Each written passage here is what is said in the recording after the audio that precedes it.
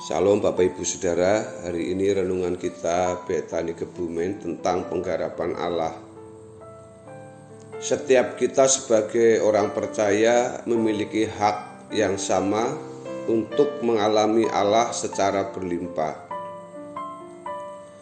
Allah adalah Allah yang hidup, berkenan berurusan dengan setiap orang percaya yang sungguh-sungguh mencari Dia. Pengalaman dengan Allah adalah pengalaman dalam memperoleh penggarapan Allah yang berkenan dengan pemenuhan rencananya dalam hidup masing-masing individu agar bertumbuh dewasa menjadi serupa dengan Yesus. Pengalaman dengan Allah seperti ini adalah pengalaman yang berkualitas.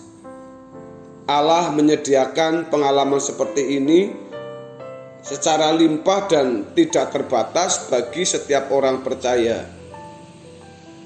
Ini berarti kesempatan untuk menjadi sempurna seperti Bapa atau serupa dengan Yesus merupakan keniscayaan dan terbuka lebar-lebar. Kalau pengalaman dengan Allah hanya menyangkut pertolongan Tuhan berkenaan dengan pemeliharaan atas kebutuhan jasmani, hal tersebut belumlah berarti. Yang berarti adalah penggarapan Allah dalam mempersiapkan orang percaya agar dapat dimuliakan bersama dengan Tuhan Yesus. Terkait dengan hal ini kita kita tidak perlu merasa kecil hati jika tidak memiliki pengalaman spektakuler seperti yang dialami orang-orang tertentu, sebab yang penting adalah pengalaman yang mendewasakan rohani. Sebaliknya, orang percaya hendaknya tidak merasa bangga jika memiliki pengalaman yang spektakuler berkenaan dengan mujizat, sebab hal itu bukanlah ukuran kedewasaan rohani. Saudara yang dikasihi oleh Tuhan Yesus, ukuran kedewasaan rohani bukanlah karunia melainkan buah roh. Oleh sebab itu, yang harus diupayakan haruslah buah roh, bukan karunia roh. Pemeliharaan Allah atas kehidupan jasmani juga dialami oleh semua manusia. Allah adalah Allah yang setia, yang tidak pernah meninggalkan perbuatan tangannya. Berarti Allah memelihara kehidupan jagat raya beserta semua makhluk hidup di dalamnya dengan seluruh tatanannya.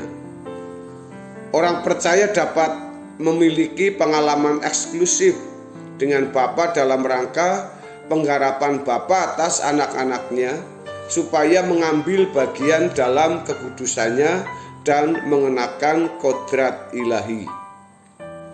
Di dalam Ibrani pasal yang ke-12 ayat 9 dan 10 mengatakan selanjutnya, dari ayah kita yang sebenarnya kita beroleh ganjaran dan mereka kita hormati.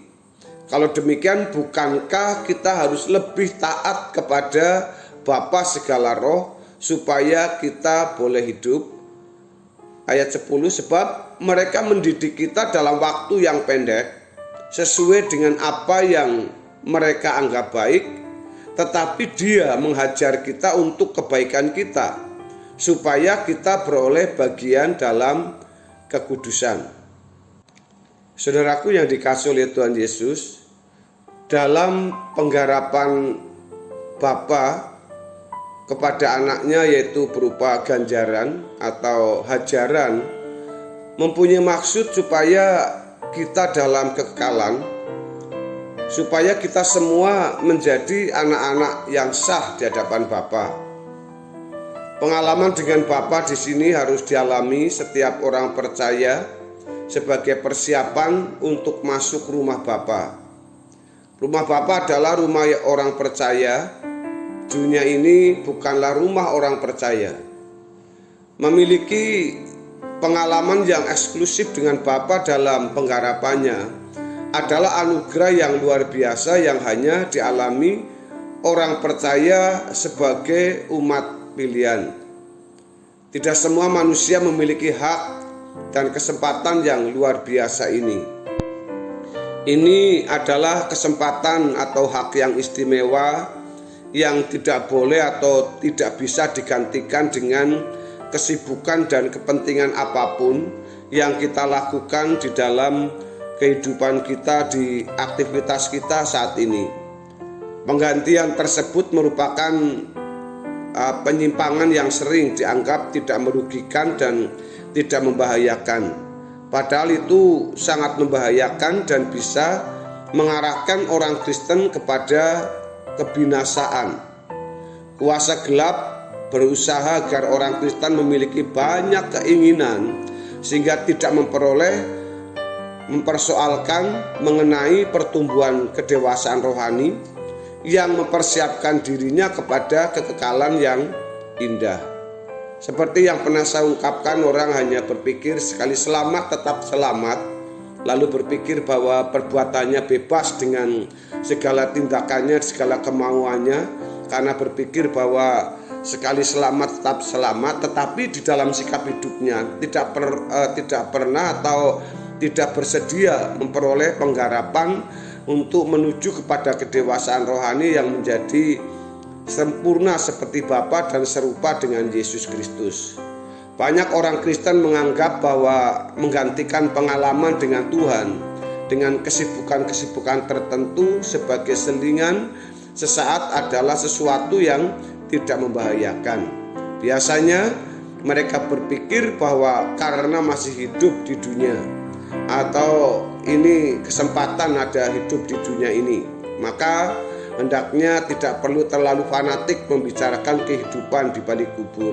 Itu kesan yang dilakukan oleh orang-orang tersebut, sehingga banyak orang yang hari-hari ini mendengar khotbah tentang kematian di balik kubur, lagu-lagu kematian mereka justru seperti sesuatu yang asing karena mereka pikir masih ada di bumi ini.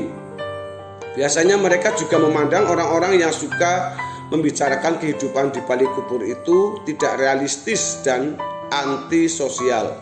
Padahal kalau seseorang fokus ke langit baru dan bumi baru, ia akan berusaha memenuhi bagiannya selama hidup di dunia ini, yaitu menjadi berkat bagi sesama. Justru orang yang tidak fokus kepada dunia yang akan datang, yaitu yang menganggap hidup di dunia ini harus dinikmati sebanyak-banyaknya, akan menjadi egois dan antisosial. Sebenarnya merupakan tindakan membuang sesuatu yang sangat berharga dalam hidup ini kalau seseorang mengarahkan perhatiannya kepada perkara-perkara di dunia ini dan tidak fokus kepada kekekalan. Dengan berbagai kesenangan, perhatian banyak orang Kristen terfokus kepada banyak objek, sehingga tidak fokus dengan benar kepada kerajaan surga. Demikianlah fakta yang tidak terbantahkan. Banyak terjadi dalam kehidupan orang Kristen, di mana potensi terbaik mereka malah digunakan untuk mengumpulkan harta di dunia. Sedangkan potensi yang kurang baik barulah digunakan untuk Tuhan. Potensi terbaik yang dimiliki, yang seharusnya digunakan untuk berurusan dengan Allah, disalurkan kepada yang lain. Sebagai akibatnya, banyak kesempatan besar berlalu sia-sia. Banyak berkat rohani sebagai persiapan kekekalan terbuang sia-sia. Banyak orang Kristen menuntut yang terbaik dari Tuhan untuk dirinya, tetapi tidak memberi yang terbaik bagi Tuhan. Orang-orang seperti ini berurusan dengan Tuhan bukan untuk memberi perhatian kepada maksud Tuhan dalam keselamatan, melainkan menginginkan Tuhan memperhatikan hidup dan keinginan-keinginan dirinya. Mereka tidak mengabdi kepada Tuhan, tetapi berharap Tuhan mengabdi kepadanya. Kebiasaan mengganti hal berurusan dengan Tuhan dengan hal lain membuat seseorang membangun sikap tidak menghargai, tidak menghormati kepada Tuhan. Sebenarnya hal ini bisa dikategorikan sebagai penghinaan kepada Tuhan. Bapak Ibu Saudara, mari kita terus berdoa minta pimpinan Roh Kudus agar penggarapan Allah kepada kita akan menjadi orang-orang yang sempurna, orang yang hidup dalam kesucian, dan akhirnya kita berhak untuk masuk di dalam kerajaan surga. Kiranya kebenaran firman Tuhan hari ini memberkati kita semua. Tuhan Yesus memberkati. Amin.